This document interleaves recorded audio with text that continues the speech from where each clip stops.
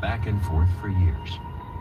To snake an interstate through this slot required innovations. And when I-70 finally opened in 1992, this 12-mile section marked the end of a nationwide project begun in the Eisenhower era. Watch for rock slides now and then, but also marvel at the majesty of Glenwood Canyon. The Colorado 150 postcard, supported by Ibotta. Support Seems for like they could have said NPR some comes things from about this Glenwood station. Canyon, And from the Alfred about P. the Sloan interstate. Foundation, Seems like there's supporting some, books, radio, podcasts, world record film, kind of things television, about it. theater, and more to bridge science and the humanities. But that's a pretty good From report. Eric and Wendy Schmidt through the Schmidt Family Foundation, working toward a healthy, resilient, Pretty good secure Colorado world for postcard.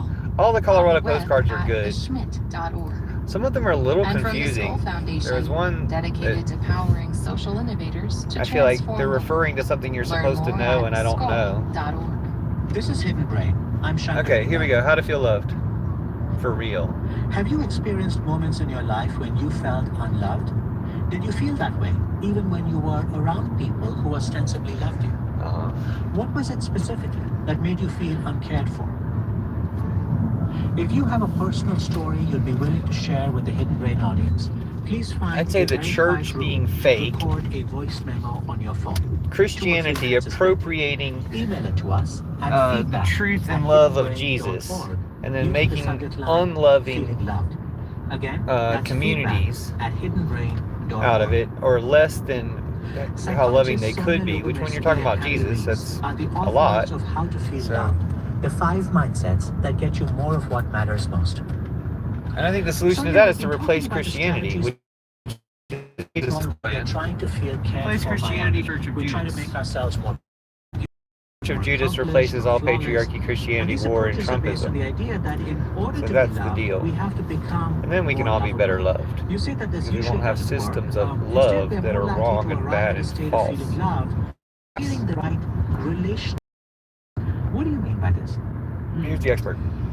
What I mean by this is I think that to feel more loved, we need to change ourselves, sort of make ourselves how lovable we are, hide our blemishes. Maybe appreciate Or love maybe better. we change the other person. Maybe we try to get them to love us more, Just to somehow communicate see better. our positive qualities more. But actually, it's good news. The conclusion that Harry and I reached is actually good news, which is that you don't have to change yourself. You don't have to change the other person. What you have to Change change how you see it. is the conversation. The conversation. I knew it. And I a knew it would be relationship, again, communication is like a or series of conversations, and it's a lot less overwhelming to think about it that way. And actually, another huge insight that we had writing the book is that if I want to make myself feel loved, the first step is trying to help make the other other person people feel loved. That's really what comes first. And Well, it's I love you. counterintuitive because we think like, again, we're focusing on ourselves. It's very, again, it's evolutionarily adaptive for us when there's a problem to focus on ourselves, figure out what's wrong. But here's a situation where really the focus needs to be on the other person, is to get the other the person to feel paradox loved of love. by getting to know them better. I could relate earlier when they said something about not being So let's unpack open some enough, of being these too things, but secret or let's start guarded, with the basic making love idea. difficult. You argue that by demonstrating interest in others, that is one way, in some ways, of eliciting interest from others. So there is a norm of reciprocity that is at work here.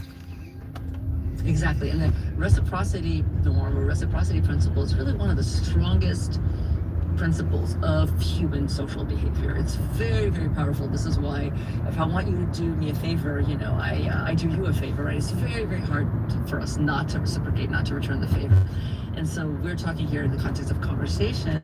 When I show genuine curiosity to you, Shankar, and I really listen to your answers, and I'm asking you questions that show that I'm listening, that take what you said maybe to a new level, it's going to be very compelling for you to return that favor and to sort of direct that attention back to me, that asks me questions about my life, my inner life, and listen to me. And so it's kind of it's a dance or sort of a dynamic that goes back and forth. You're able to talk to people who aren't trolls, that works out great. But I'm going to try that with trolls too. It'll be interesting. I do occasionally ask them questions about things, but they never answer. Say, Sonia and Harry are telling me that at precisely the point that I feel unloved, at precisely the point that I feel like this other person is dropping the ball, they are telling me I need to pay attention to that person instead of demanding that that person pay attention to me. You and What's up, Harry Jesus? came up with a metaphor to explain your idea that you call the relationship seesaw. First, explain the term seesaw. You have an interesting spelling for the term, and how this metaphor works. Yes, but I want to also, I'm going to do that, but I also want to sort of validate that, yes, it seems so counterintuitive, kind of at the lowest point where you really want to feel loved to sort of advise people to show interest in the other person, but that's exactly what is needed, and to really ask the person, why is it that they are responding the way they are? You know, I bet she really enjoys being interviewed by Shankar Vedantam.